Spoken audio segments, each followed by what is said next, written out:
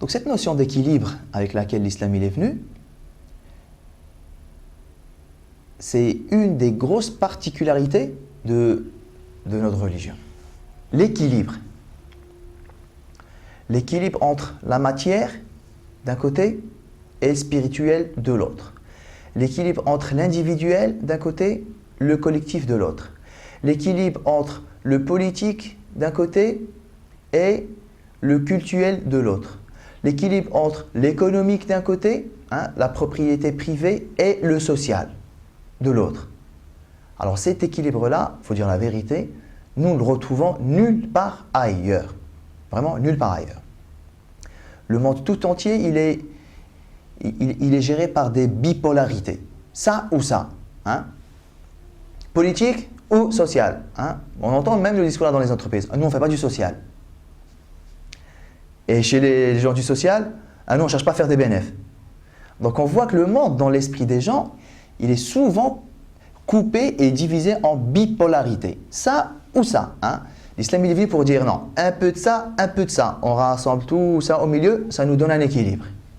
Alors, l'équilibre là, le Nabi sallallahu alayhi wa sallam, quand il est venu, donc on a vu le contexte dans lequel il est arrivé, si on comprend l'équilibre là, pour lequel l'islam est venu, on va comprendre aujourd'hui comment l'islam doit se faire sa petite place dans le monde, dans ce monde géré et régi par ces bipolarités. Mais avant de comprendre ça, on doit comprendre autre chose. On doit comprendre quel est le rôle qu'a joué l'islam dès ses débuts. Quand l'islam est venu, qu'est-ce qu'il a fait? En d'autres termes, qu'est-ce que représente l'islam par rapport aux autres prophéties d'avant?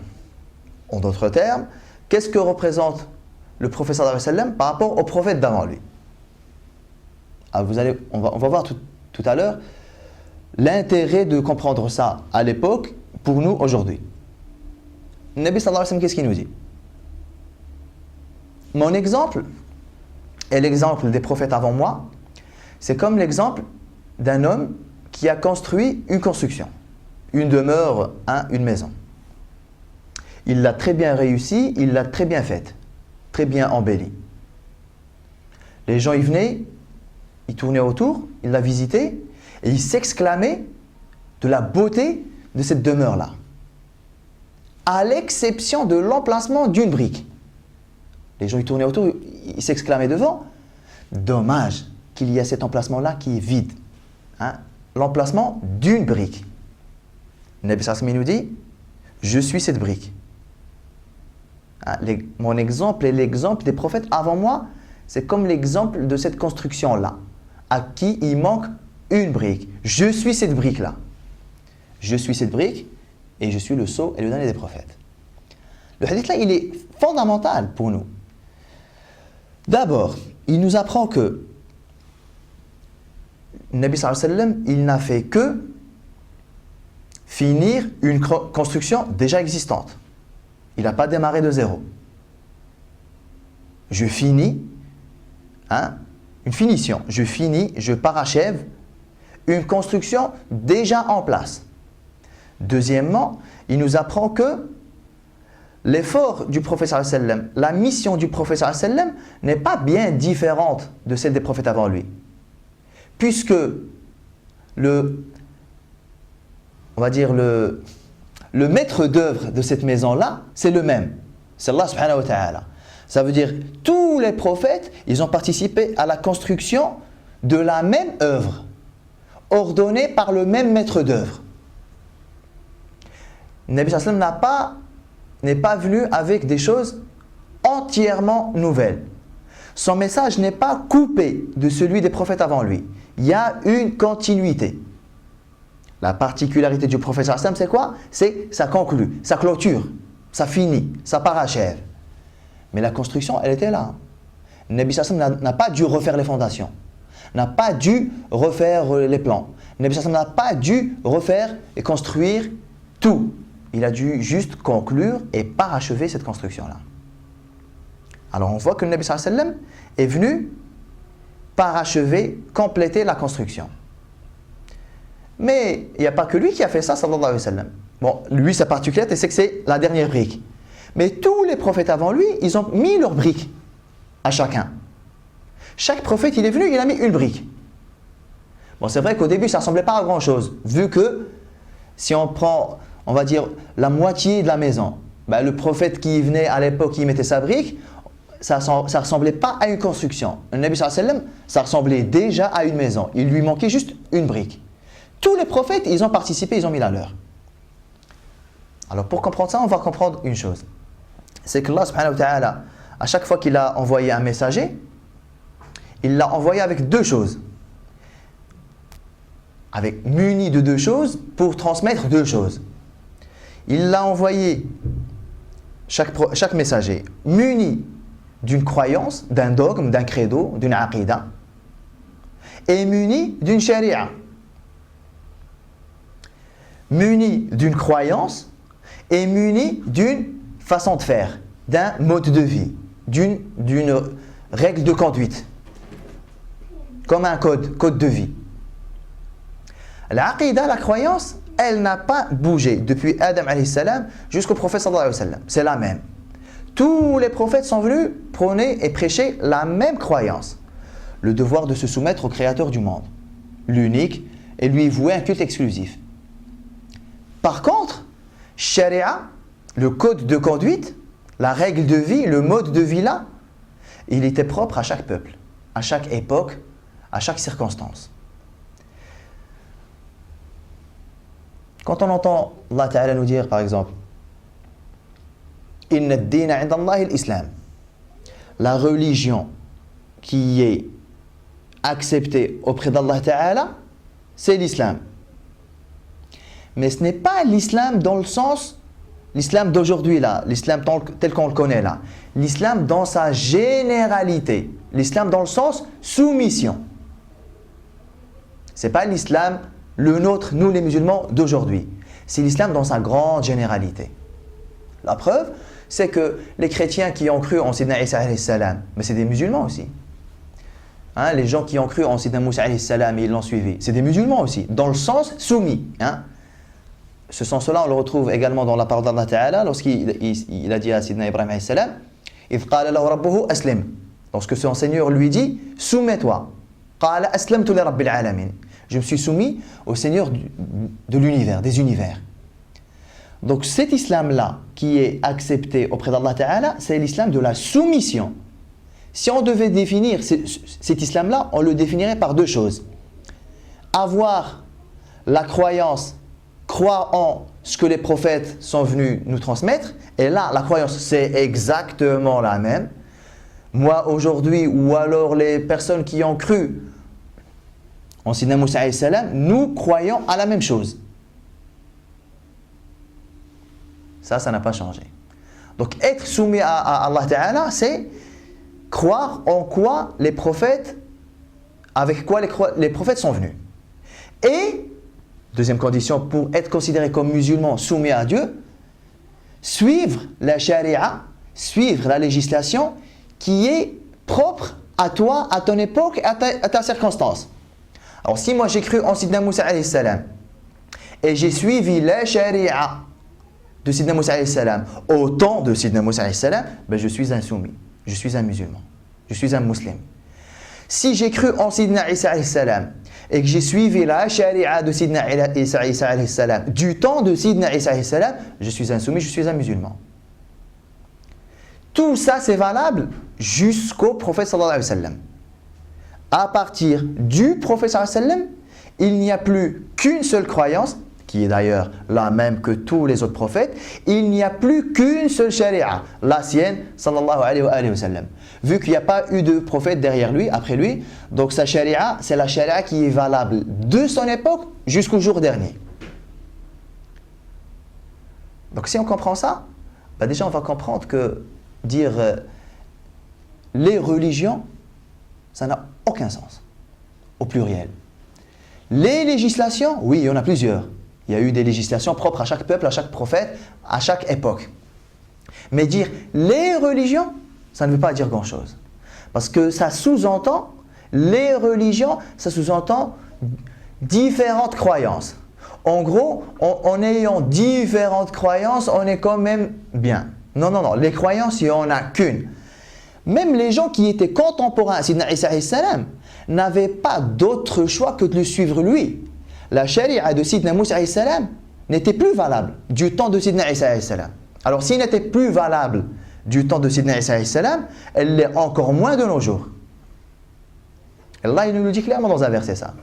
Lorsque Sidna Isa alayhi salam il est venu se présenter à son peuple, il leur a dit وَمُصَدِّقًا لِمَا بَيْنَ يَدَيَّ مِنَ التَّوْرَةِ. Je suis venu confirmer ce qu'il y a dans la Torah. En termes de quoi? En termes de aqidah, en termes de sharia? En termes de aqidah. Mais comment on le sait ça?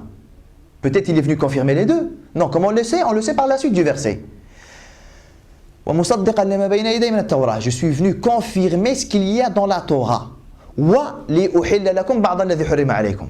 Je suis venu vous rendre licite une partie de ce qui vous était illicite. Donc on voit que la charia elle a été retouchée. Hein? La charia n'est pas restée telle qu'elle. Du temps de Sidna Moussa alayhi salam, il y avait des choses qui étaient interdites.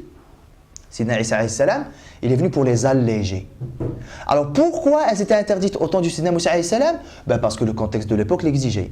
Pourquoi Sidna Isa alayhi salam, il est venu pour les alléger? Parce que son contexte à lui, il exigeait ça. Sharia, elle s'adapte au temps, à l'espace et aux gens. L'aqidah, non. Il est même normal que l'aqidah ne change pas. Parce que celui qui les a envoyés, c'est le même, subhanahu wa ta'ala. Il ne peut pas envoyer un prophète en lui disant « Dis aux gens de croire en mon unicité, croire en les anges, croire au jour dernier, croire au châtiment, croire au rendement des comptes. » Et envoyer un prophète 1000 ans après pour lui dire « Non, en fait, mon unicité, c'est pas ça. » Puisque l'envoyeur est le même. Donc il est normal, naturel et logique que la croyance, que le dogme, que le credo soit le même. Par contre, puisque Sharia, elle s'adresse à des peuples différents, elle s'adresse à des temps différents, et elle s'adresse à des mœurs et à des conditions de vie différentes, il est normal que Sharia, parce que Sharia, elle est venue pour répondre aux intérêts des gens, répondre à leurs besoins, leur procurer du bien et du bien-être et repousser toute source de mal. Donc il est normal que Sharia ne soit pas la même d'un peuple à un autre, d'un temps, d'une époque à une autre. Sauf maintenant quand on est arrivé chez le prophète sallallahu alayhi wa sallam, où la Sharia du prophète alayhi wa sallam, dans sa nature même, elle a ce pouvoir d'adaptation. Sharia en elle-même, elle s'adapte. Bien qu'elle ait été révélée dans un contexte particulier, à un peuple particulier, à un temps particulier, Sharia, dans ses propres fondements, elle a la capacité de s'adapter au peuple, au temps et à l'espace. Alors si on a compris ça, on comprend qu'il n'y a pas des religions, il n'y en a qu'une. Croire au prophète qui t'a été envoyé et suivre sa charia. Mais le hadith là, le hadith de la maison et de la brique, j'ai envie qu'on revienne dessus aujourd'hui, parce qu'il va nous apprendre beaucoup de choses. Donc tout à l'heure j'ai dit, d'abord on apprend que Nabi sallallahu alayhi wa sallam n'est pas venu avec quelque chose d'entièrement nouveau. Je pars d'un existant. Je ne pars pas de zéro. Je pars de ce qui existe déjà. Alors, quelle a été la mission du prophète sallallahu alayhi wa sallam? 1. Confirmer ce qui est bon. 2. Rectifier. J'ai bien rectifier les choses qui ont été un peu altérées. 3. Complètement combattre ce qui est entièrement faux. 4. S'il n'y a rien dans l'existant, je légifère du départ. Soit je confirme ce qui est bon, soit je rectifie les choses qui, à l'origine, elles étaient bonnes, mais elles ont été altérées. Combattre entièrement une chose qui est complètement fausse. Et si ce n'est ni l'une, ni la deux, ni la trois, j'apporte quelque chose de nouveau. Et on va donner un exemple de chaque. Le Nabi sallallahu alayhi wa sallam, il est venu confirmer les choses qui sont bonnes. Par exemple, les Arabes de l'époque, ils avaient des qualités. L'honneur, la fierté, aider les pauvres, soutenir les victimes d'injustice. Il est venu, il a confirmé ça. C'est bien, c'est très bien.